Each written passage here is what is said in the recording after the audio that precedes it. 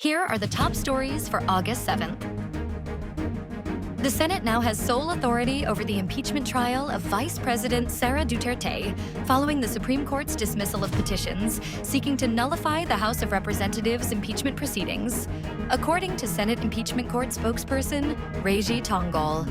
Tongol said the High Court's ruling confirms that the House has already completed its constitutional role in the impeachment process, with the case now entering its adjudicatory phase before the Senate. He stressed that, under the Constitution, the Senate Impeachment Court now has the exclusive power to try and decide the case. The spokesperson also emphasized that the Impeachment Court will base its proceedings solely on the Constitution, the rules of procedure in impeachment trials, existing jurisprudence, and the evidence formally presented before it.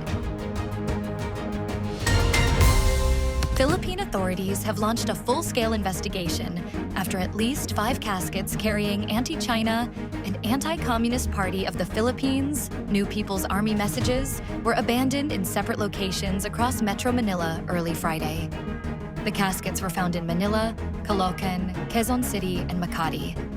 The Philippine National Police said the recovered caskets and other materials have been secured for forensic examination. At the same time, investigators work to identify those responsible and determine the motive behind the coordinated incidents. Initial findings showed that masked individuals aboard white and gray vans allegedly left the caskets between 2 a.m. and 4 a.m.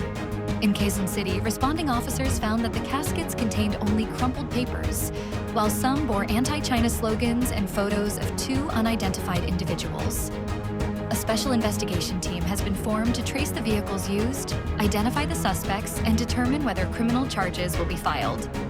Meanwhile, the Department of Foreign Affairs strongly condemned the display of the caskets, stressing that threats or acts of violence against any individual, including foreign nationals and government officials, are unacceptable.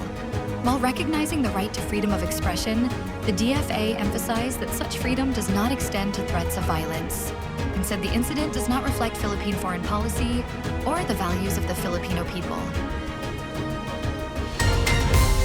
Senior Minority Leader Leila de Lima and Deputy Minority Leader Percy Cendaña welcomed the latest development in the possible extradition of detained religious leader Apollo Quiboloy to the United States after the Department of Foreign Affairs confirmed it had received Washington's request and endorsed it to the Department of Justice.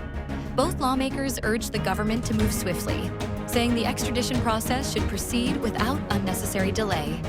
De Lima said justice has long been overdue, not only for Quiboloy's alleged victims in the Philippines, but also for those abroad. At the same time, Cendaña stressed that expediting the process is essential to deliver justice, particularly for women and children. Quiboloy is wanted in the United States on charges including sex trafficking, bulk cash smuggling, and immigration fraud. In the Philippines, he also faces human trafficking and child abuse cases filed by former members of his religious group, who accused him of sexual exploitation and coercion. Senator Paulo Bam Aquino IV welcomed the enactment of a new law removing the mandatory use of the spiral progression approach in the K-12 curriculum, calling it a major step toward improving the country's education system. Republic Act No. 1, 2322, which Aquino principally sponsored and co-authored, amends the Enhanced Basic Education Act of 2013 by giving the Department of Education greater flexibility to adopt the teaching methods it considers most effective. Aquino said the change will help improve student proficiency and ensure learners master key concepts before moving to higher grade levels. The senator noted that teachers and education experts had long raised concerns over the mandatory spiral progression approach, saying it made teaching more difficult and affected students' understanding of core subjects. Tropical depression. Maymay has weakened into a low-pressure area. Still, Pagasa said the enhanced southwest monsoon, or habagat, will continue to bring rains over large parts of Luzon and western Visayas through the weekend.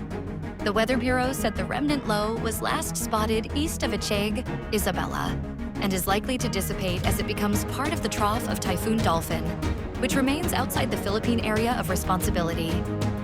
While Dolphin is not expected to enter the country, Pagasa warned that the enhanced habagat may still trigger periods of moderate to heavy rainfall, raising the risk of flooding and landslides in affected areas.